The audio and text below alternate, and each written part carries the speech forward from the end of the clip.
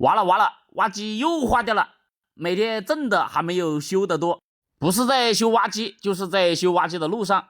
哎，陈师傅真的是太拿了。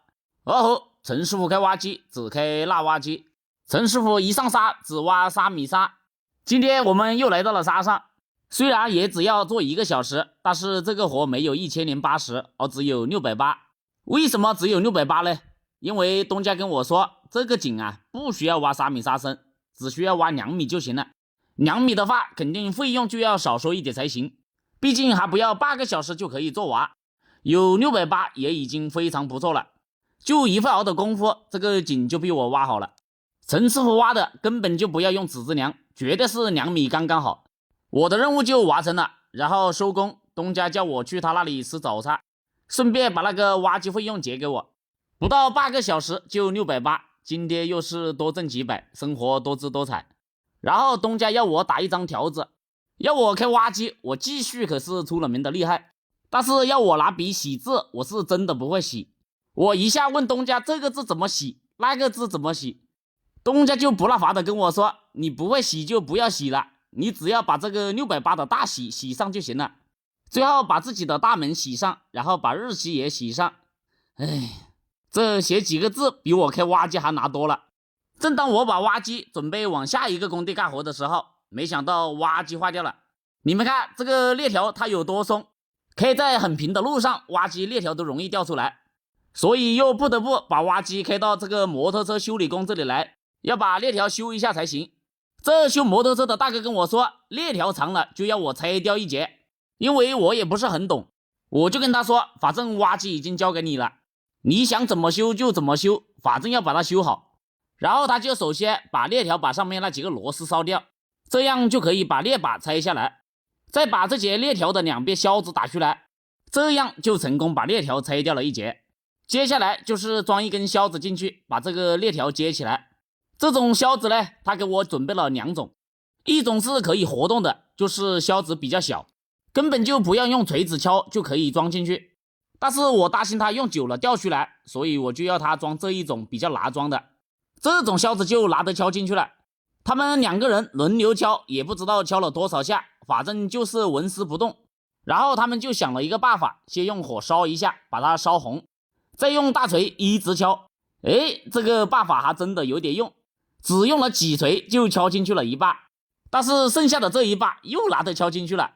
每敲几下，他们2个人就跑到那边看一下，发现还是敲不进去，没办法，又只能先把它烧红，然后继续敲。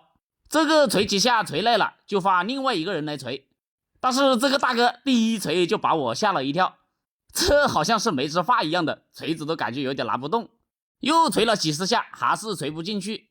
他们也没有什么好的办法，所以又把它烧红。然后2个人轮流敲了很久，总算是把它敲进去了。接下来就要把链条打上防油才行。这个自动防油枪打了10来分钟，链条没看见一点反应。我跟他说是不是没有防油了，他才反应过来，原来是这里面真的没有防油了。然后他又搞了一桶新防油，装了很多到里面，结果这防油枪还是没用。所以说电动的还是不如手动的。你们看这个手动的防油枪，肉眼可见的速度，这个链条就打紧了。这边的链条装好后，我看了另外一边好像也不行了，所以我们就用同样的方法，先把链把拆下来，然后把链条上的销子打出来。但是这一边装就没那么好装了，他们2个人在那里弄了很久，这2节链条总是接不起来。我觉得从前面引导人那里拆可能好装一点，但是他们2个人呢，认为从这个齿轮这里好装一点。他们2个人从白天搞到天黑，总算是把链条的这2节合拢在一起了。趁我没有注意，他们给我装了一根活动的销子，被我发现之后，我叫他们立马把这根销子打出来，然后又重新装了一根比较难装的销子，这根销子就更加难得打进去了。反正他们该想的办法全部想了，一边烧红一边敲，2人轮流在那里反复的敲，反正就是敲不进去，整个链条都被他们烧红了。他们2个人说今天不把这根销子敲进去，他们就不吃晚饭。最后2个人实在是敲累了，又叫了一个帮手过来，在他们3个人的共同努力下，总算是一点一点的敲进去了。就这一点点事情，我们从白天搞到晚上，几个人都饿着肚子没有吃晚饭，直到瓦解修好为止。本以为把防油打上号就可以收工去吃饭了，正当我准备上拖车的时候，发现刚刚都亮的灯突然有2个不亮了。没办法，所以又要把这2个灯修好才行。第一个灯是一根线断了，把线接上之后就没问题了。但是第2个灯呢，好像是灯泡坏掉了，那就没办法了，只能以后买个灯回来再修了。有这3个灯其实也挺亮的。把挖机开上拖车之后，摩托车修理工说要我把这个链条把还有这2节链条给他。我跟他说这怎么可能，这是我的东西，这个我都要带回家的。然后问他要多少修理费。涛哥辛苦了，来，好多啊修理费。一人250，一人250啊。今天挣680，去了500的修理，又是少挣几百，生活没精打采。完了，昨天才修好的挖机今天又烂掉了，这下该怎么办？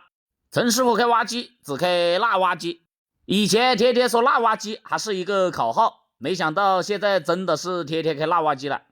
昨天花了500把2边的链条全部拆掉了1节，本以为修好了链条就不会掉出来了，可没想到这3米沙才挖了一半，链条就2头都掉出来了。这是我陈师傅开挖机以来第一次2头都全部掉出来的。像遇到链条2头都掉出来的这种情况，我们最好是先把齿轮这一边链条装上去，把齿轮这边装上去之后，引导轮那一边就非常容易了。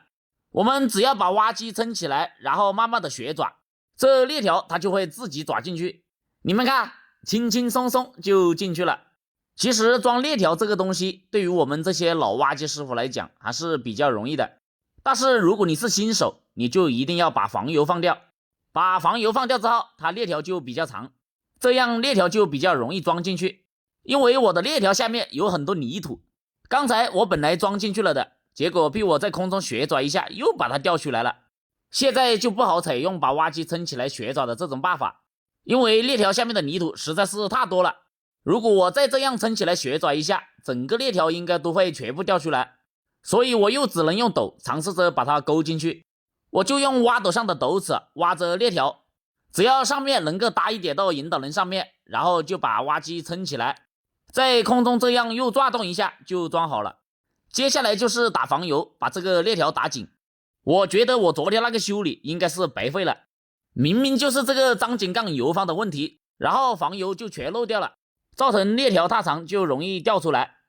而那2个修摩托车的修理工师傅，他们没有找到原因，就把我的2边链条全部取掉了1节，结果昨天那个修理算是白费了，这个链条还是照样出来，看来还要去修一下才行。今天挣的估计又只能拿去给挖机搞修理了，每天都是少挣几百，生活没精打采。